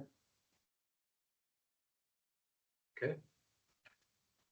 Any other questions? We have no other questions, and we'll move on to unfinished business. Our first item of business to finish is bill number 005, Senate Media Coordinator. Vice President Nichols, you have the floor. Yeah, so we went over this last time. I'm not gonna stand up front because I don't think I need to. We went over this last time. I know there might still be some leftover questions, so if you have any of those, voice them now. Go ahead. Were any amendments made to this? Not since we last read it, no. Can I amend section 2, subsection A, subsection 5 to remove the or say 1 office hour per week must be spent on the media position duties? Yeah, a grammatical change, that's fine. Yes. Okay. Does anyone have any substantial, changes to the policies within here? If you want to review this document, because you cannot see it on the screen in front of us or online, it was included in the email that was sent out at the, was it? Yeah, it was included in the email that was sent out yesterday. So again, feel free to look over that. Does anyone else have any questions? Yeah, I'd like to elaborate for a second on something I was thinking about last time, which is, so do I understand correct? Coordinating with Clarion is one of the main parts of this role. So the two main roles within this are the communicating with the Clarion, specifically in regards to the weekly newsletter, as well as making sure that any sort of Clarion relevant stories are known about by Senate, around or right during the time of publishing. So a good example is when earlier this year, the Clarion decided to interview and publish an article about food costs here, which is something we didn't know until it actually got published. So after speaking with the Clarion and with Doug, we were both in agreement that, if the Senate and the Clarion are working on the same project at the same time, it would be helpful to collaborate with each other, for reach out of that project, as well as, supporting the Clarion, possibly by, helping them out in whatever ways they request. So while the actual, 1-page, print newspaper sort of advertisement, that would still mostly be held by the actual Public Relations Committee or Vice President of Public Relations. However, the more sort of weekly or day-to-day conversations between the Clarion and the Senate would be able to be facilitated through the media coordinator. Okay. And it's just because this is something you've been trying to do already, and Yes. it's been hard not having one Yeah, contact. it's because obviously me and Doug are able to meet and sort of converse. However, there's still limitations to that. So the idea is that by providing this position, it will allow for a senator to dedicate more time to it, such as maybe possibly attending the Clarion's weekly meetings, which they have on Mondays, which was another thing discussed with the Clarion that they agreed to, or really working with the Clarion as well to develop new social media strategies has been discussed as well, and kind of making an outline for how other clubs can use social media, since that's been a big thing that's been talked about recently. So yeah, it's more like trying to really give a point person. So the Clarion's able to bring it sort of all into one place, and we're able to push everything out through the same sort of voice. Okay. Is that connected to their other role as photographer, or are you kind of just putting two things that haven't been handled? So the photographer part of that is included mostly to tie into the social media aspect of it. So a lot of the social media ideally will involve Senate at events or at really just anything. Could be volunteer, could be events, it could be GA meetings, anything like that. And then making sure that the person that is taking the pictures is also the person editing and uploading the pictures to whatever site. just kind of allows for that consistency, you know, because if you know that the end goal for the post is to be for Instagram, you're gonna shoot it differently than you would say if you're putting it in like a newspaper or something. So it kind of allows whoever's doing it that kind of is already in that like creator headspace to more accurately kind of capture what we would want on social media. Okay, I guess then the confusion that I'm trying to suss out is why a new position rather than properly delegating these items within PR? Like, can PR committee not just have, you're the Clarion point of contact and you're the photographer and you're the social media? For sure. So it's definitely possible. It is something that we tried earlier in the year and we saw some success with it. The idea though kind of became, and this is part of just how public relations work, is public relations really moves from project to project very quickly, and we don't know what the size of those projects are going to be. So like a good example for that is when we were setting up these interviews, that was something where everyone stopped whatever project they were working on, got split into groups, and then worked on that, right? And so it's nice to have those positions, you know, when you can work them consistently. But with the amount of times just this year where we were trying to work on projects sort of passively in smaller groups, and then all had to get pulled together into one larger project, this kind of makes sure that, you know, it doesn't end up getting ignored during other times. So like a good example is earlier this year when we were doing a lot of work with food stamps. That became kind of what, you know, Senate was, or Public Relations Committee was entirely working on. And so our other groups faltered a little bit. Well, I think that, you know, maintaining the presence that like we have towards students is very important, especially during a time like that. So kind of by giving an actual position and title to it, as well as a bit of monetary compensation, make sure that those responsibilities don't end up getting ignored or falling through the cracks due to some sort of crisis or other issue arising, or just because, you know, the committees can change. I know at the beginning of this year, semester, I think it was just me and one other person technically within that committee. So that would it also makes sure that, you know, if someone leaves, then the position gets filled immediately instead of, say, someone leaving public relations, you know, that was doing the social media, and now we have to, you know, wait for another person to come in to do the social media. By sort of formalizing it as a coordinator position, it puts more effort onto it to make sure that we always have that active presence. And this also makes sure that if someone is not a part of public relations, but still wants to be involved with that aspect of it. So like, you know, a good example would be, not calling one, but like, so Ida, she's participated with public relations a lot. She's also works with the Clarion directly, but you know, she's never been in public relations. So it kind of allows for that extra, like, if that is something you're interested in, or if you're interested maybe indirectly, like working with the Clarion or working on social media, it kind of gives you an into it without also being bogged down with the rest of like the Canva or event work, which, you know, is very different from the actual social media aspect of it. Okay, thank you for entertaining Yeah, all of my course. questions. We have someone online. Vice President Searchel, you have the floor. Yeah, I just have a quick question regarding, you did bring up a point where if someone leaves, the position, then we could easily fill that position, but because it is a stipend position, it's a paid position, I'm kind of struggling here to not think that it wouldn't follow the same procedures as, say, electing a general or a lieutenant or a governor position. Anything that has a stipend should follow the same procedures. So my concern there is just the quality of who will take the position, because it is a stipend position. So there is a benefit there, but we want to make sure that we have the best media coordinator there. So I'm just curious on what your idea is in terms of a procedure, what we would use to go ahead and get a new media coordinator or to elect a coordinator in the first place. Thank you. Yeah, so the way this works is based off of the 2 coordinator positions that were created last year, that being the inclusion belonging coordinator and the communications coordinator. Those were also stipend positions. They're actually higher stipends than the one being given to this. And those were entirely appointed by the executive council. So we dissolved both of those.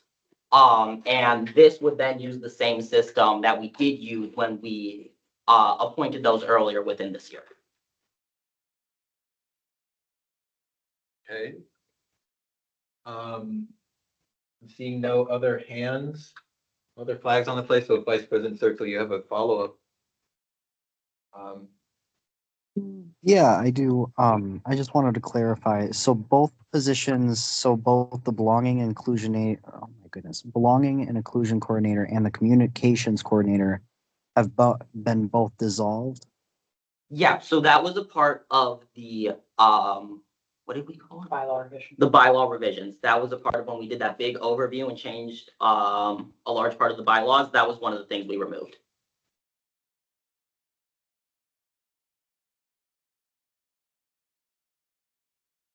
Good. Any further questions? Discussion? Thoughts, concerns? Anything? Not seeing anything. I'll motion to, bring it to a vote. Okay, Vice President Nichols has motioned to bring this to a vote. Do we have a second? Senator Juarez had it. Do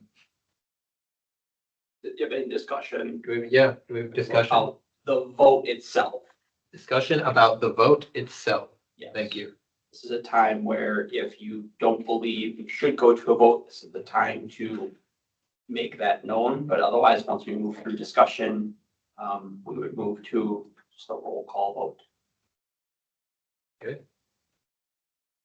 Seeing no discussion, then that's it. We don't vote on the vote. Correct. You know, on the votes. Now we would move to vote by roll call. Okay. Vote by roll call. Oh, you have to do it again. Yeah. I think you're chair, so. Wait, do I do the You roll? still read it off. Well, I mean, in theory, it's up to you all. Quinn technically is, I don't think you're allowed to vote since you're the chairperson. So Quinn could technically lead it because he's not doing anything with it, but it's entirely up to you of how you want to run with this. And do you want to? Okay. It matters to me. President Jose Villarreal is No, not so voting and excused. Vice President Administration Finance Quinn Mattson, I abstain. no, you wouldn't have a vote at all. You're not counted in the total. You're not counted Oh, out. I'm not part of the total. Okay. Yes. Vice President Legislative Affairs. Thank you. Yay. Vice President Team Development Corey Sertzel. Abstain. Vice President Public Relations Ari Nichols. Yay. Yay. Senator Sanjay Jagadish. Abstains. Senator Bethany Bauer. Yes.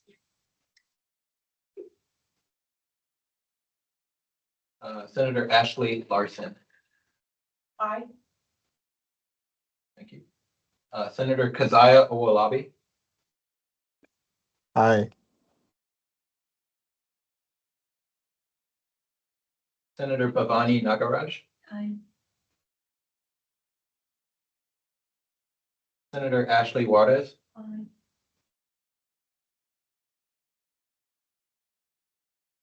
Senator Ali Mohammed.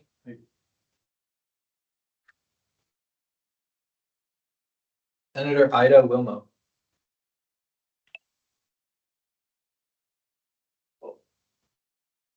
Ida, we didn't actually pick up, we saw you on mute, but didn't pick up your vote. Ida, could you repeat your vote? Yes. Aye. Yeah. Thank you. We heard. Senator Sierra Brunner. Abstain.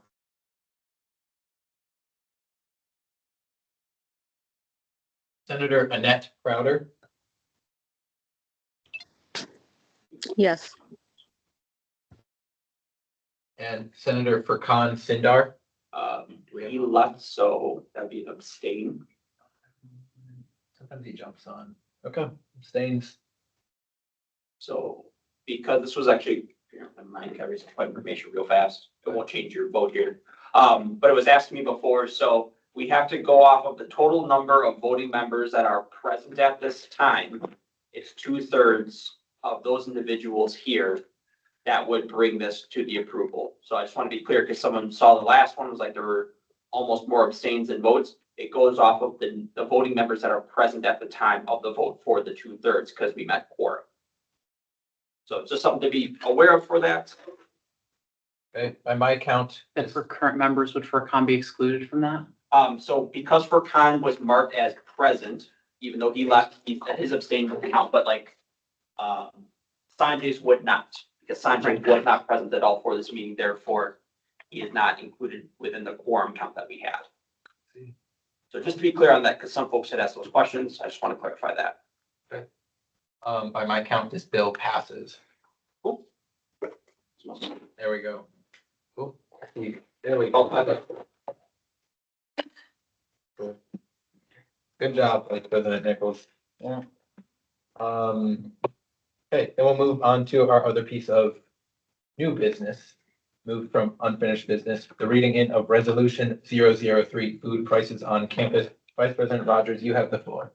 Thank you. This should have been sent out via email yesterday. This is a little bit of a lengthier one. I'm going to read through it and then I will entertain questions at the end. This is more of a statement of things the Senate believes in, as it is a resolution instead of a bill. It's not actually going to operate the functionality of Senate, but hopefully it can do some good.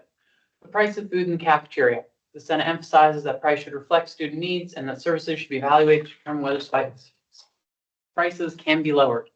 Students have noticed an increase in prices, whereas ensuring accessible food price aligns with Goal 3 outlined in the Madison College Equity and Inclusion Plan, and every student persists in exceeding Madison College because it is more difficult for less affluent students to stay enrolled with elevated food prices. Whereas dining service is not subsidized by the state or students' fees, so avoiding a deficit requires costs to be placed on students. Dining services offers a 10% discount on items purchased, but that has remained a flat rate for multiple years. Whereas dining services is combating a 3.9% increase in food away from home prices nationally in 2025 and is trying to remain competitive with similar institutions such as Quick Trip. Whereas the district board has decreased capital expenditures for dining services by $189,000 in the 2025-2026 budget. Whereas Madison College has no public nutrition information, prices, or menu offerings available for its 66 hot or line item offerings. Whereas Northwood Technical College and Milwaukee Area Technical College dining services offer meal plans based on number of meals and price blocks, respectively. Whereas previously food price increases were attributed to declining student enrollment post-pandemic, Madison College. You slow down just a little bit. Yes, sorry. No, you're fine. Just I read fast because it's long, but I can definitely slow down. just a little bit because the transcription is having a hard time keeping up as well. Awesome. You're good to go. Whereas previously, food price increases were attributed to declining student enrollment post-pandemic, but Madison College has been growing since the end of the pandemic, 24,722 in 2022, 27,275 in 2023, and 28,380 in 2024. Whereas compared to similar menu items at similar establishments such as Quick Trip and Pure Technical Colleges, Southwest, Waukesha, Northeast, and Blackhawk, Madison College charges on average $1.29 more per item and 24% more than peer averages for the most common menu items. Whereas since 2022, Madison College has doubled the price of cheeseburger, and most items have increased by 69% across 4 price increases in the past 6 years, 2029, 2021, 2022, and 2025. Whereas a peer-reviewed study of over 100 U.S. technical colleges found the prevalence of food insecurity was 49%, exceeding the national 4-year university average of 39%. Section 2, it is simply citations for the above stated facts. I will skip the reading of those, not particularly relevant. Section 3, commitments. 1, Senate believes dining services should, in the spring semester of 2026, review the number of items they are offering and determine whether they could reduce costs by offering fewer items. This is because Madison College offers approximately twice as many menu items compared to the average of other colleges. 2, since Madison College charges more, Senate recommends dining service investigate how Quick Trip and Pure Technical Colleges reduce prices. 3, we encourage that Madison College expands its voucher program, increasing its price incentives with one cards, offer more meal combo options, providing daily value meals, or taking other such measures to lower prices for students. Senate encourages dining service to offer meal plans for students to buy at the start of the Senate, so dining services has guaranteed funding and can retain funding if students do not use their entire plan. 5, just 3 more to go. Dining services is recommended to publish a menu online for transparency with prices and nutrition information available. This should include transparency in price changes and justification. 6, be it encouraged that Senate and dining services maintain a continuing partnership and follow-up on progress with the initiatives to accommodate student input. Last but not least, the Student Senate will welcome dining services to report at a General Assembly meeting at the start of each scholastic year to discuss progress towards the resolution's objectives, and the Senate will review this resolution yearly until the objectives are met. Conclusion, be it enacted by the Student Senate of Madison College Assembled that the Senate emphasizes that prices should reflect student needs and that services should be evaluated to determine whether prices can be lowered. Awesome. Any questions on this resolution? Yes. Okay. Well, so I just thought for point 7, the Student Senate will welcome dining services to report at a General Assembly meeting at the start of each scholastic year. I think that should be at each semester. Because I think having them consistently meeting with us would be a lot more impactful than just meeting just once a scholastic year. Noted. It would be lovely if that happens. I will throw that in there. I will say that there have been efforts that have continued, especially outside of Senate, that are related to this, that this does not directly reflect. So obviously there's a meeting that we'll be having in Kim Henderson that you are well aware of, where we will actually be working towards this. And ideally that will be at least a monthly meeting. So the scholastic year is a very much of a low benchmark to try and get something, but we will most likely have something that is monthly, bi-weekly, something like that, or semi-weekly. Not bi-weekly. Other questions? I'm going to stop sharing so I can see folks online. Unless I have you got the number. I have technology Right. now. If anybody wants it back up, just let me know. I'll pull it back up. Seeing none online. Anyone in person? Anyone have thoughts about this going on, or what's in this resolution? Senator Warwick, do you have the I floor? love it. Those are my thoughts on it. Thank you for sharing. Senator Larson, you have the floor again. I also really like it. And then I think it said that there would be a menu posted. Would that be just online or also like, would it be in like a physical form so students can grab it and then take a look at what's happening in the cafeteria during those times? So the way our resolutions work is they're all just recommendations. I think it'd be lovely if all of those could happen. But really, this is just saying dining services, please look at this. They will probably do some form of online if they do end up doing something, just because that is easier. Justin Frey, the general manager, you've heard a bit about him. He's very much in favor of having more transparency. So he's really been thinking about having ingredients listed so that way people know if something is halal, something is kosher, vegetarian, gluten-free, etc.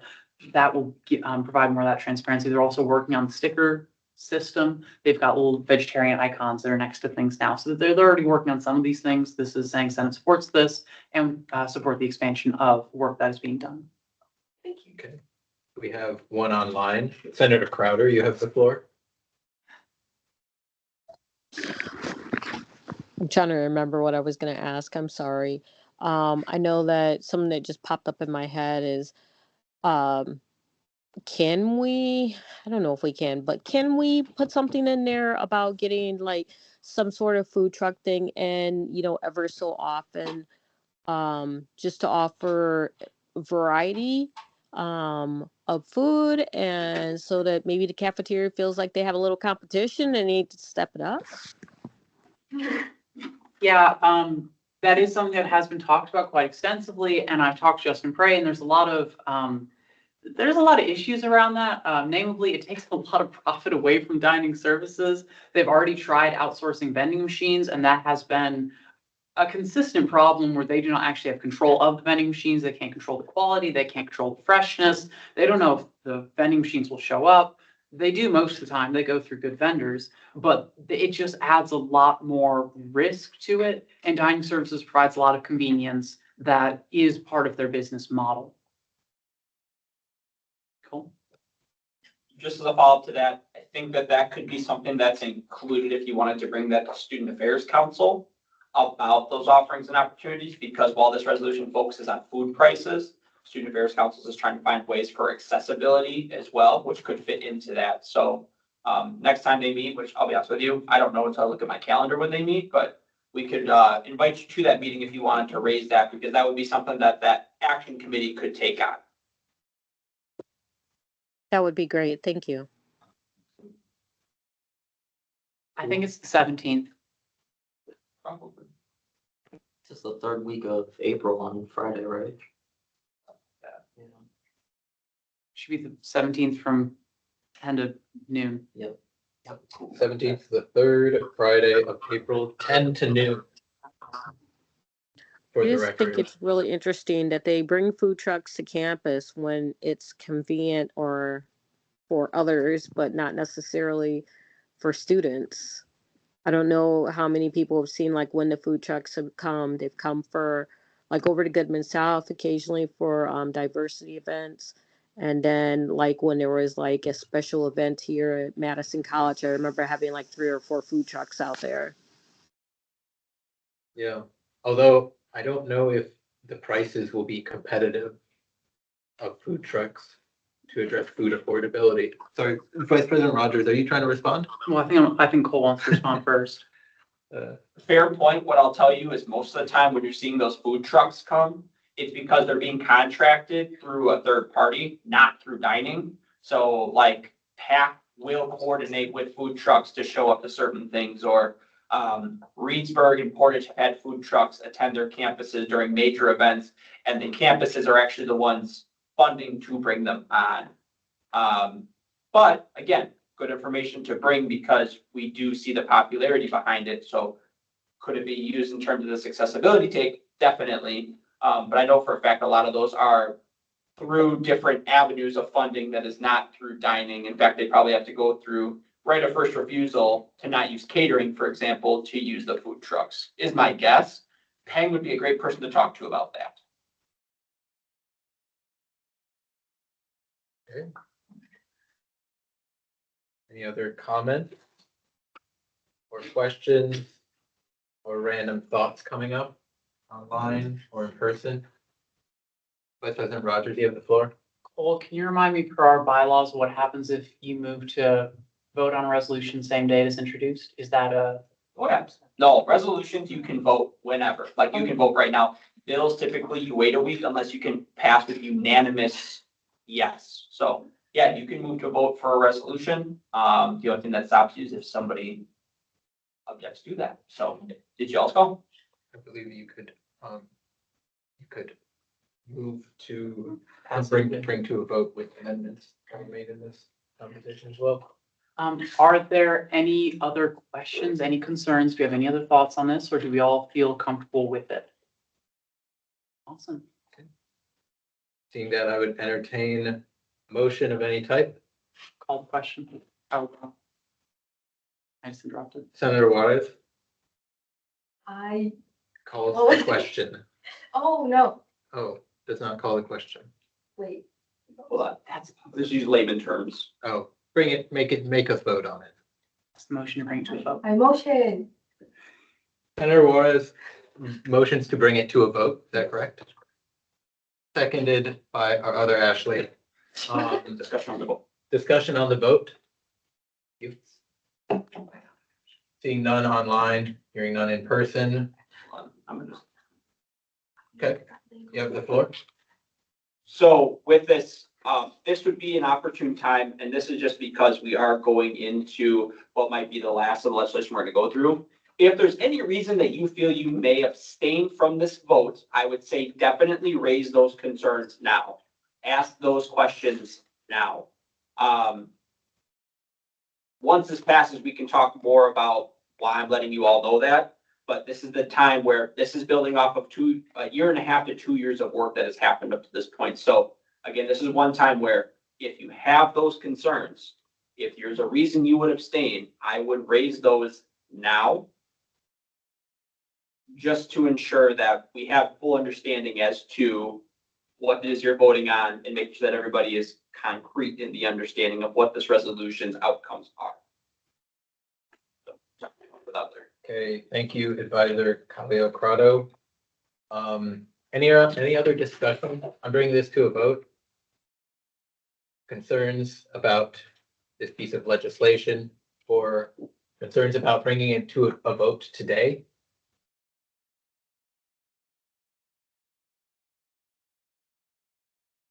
And then this vote's just a simple majority. Okay. The awkward silence of democracy. Yes, I agree. Disputed part of democracy. Then, if there's no other discussion, we'll move on to a vote by roll call, if the first and second of the motion are okay with me making that decision. Excellent. I'm just gonna do the roll call again, unless. Sweet. All right. Roll call for voting on resolution 003, food prices on campus. Vice President Ash Rogers. Yay. Yay. Vice President Corey Searchel. Yay. Votes yay. Vice President Ari Nichols. Yay. Votes yay.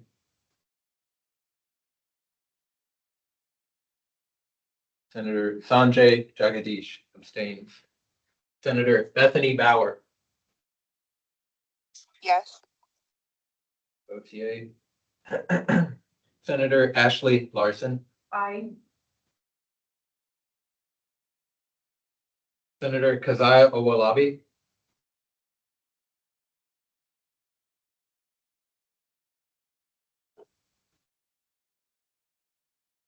Senator Keziah Owolabi.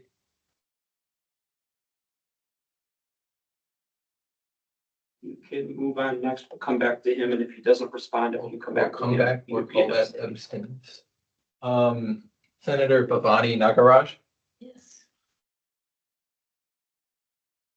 Senator Ashley Juarez. Yay. Senator Ali Mohammed.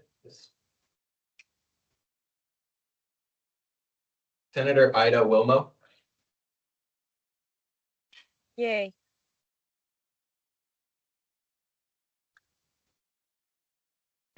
Senator Sierra Brunner. Yay. Goodman South Senator Annette Crowder. Yes. And Reedburg Senator Furkan Sindar is still not online and abstains. Senator Keziah Owolabi, can you hear us?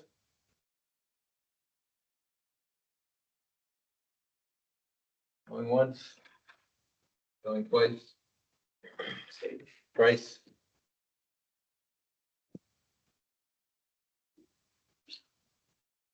Okay. Then by unanimous vote by roll call of all presently voting members, resolution 003, food prices on campus, has been passed.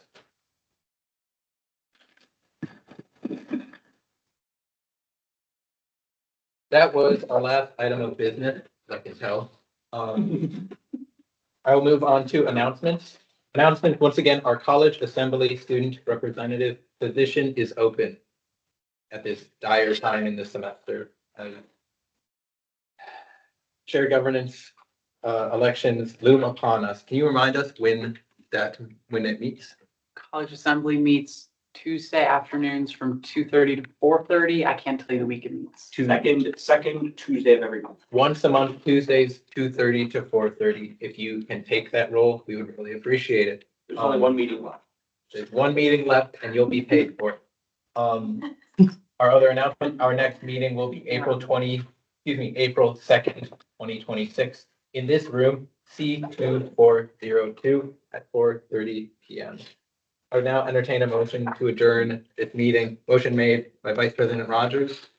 I believe it was seconded by Senator Ashley Larson. Any discussion? Hold on. Annette, do you have a point of discussion? Just real quick, I was gonna say we have a visitor online. We have two visitors online. Apparently. Just wanted to make sure they were recognized. Yes. Thank you for your presence, visitors. We appreciate you coming in for personal interest, or if you're running, it's an excellent way to learn how things go before you have to step into this role and figure it out for yourselves. Any other discussion? And a guest can be lent a voice, but I see no hands online from guests or Senate members. So I'd like to pass this motion by unanimous consent in 5, 4, 3, 2, 1. This meeting is adjourned. Thank you all. At 6:28.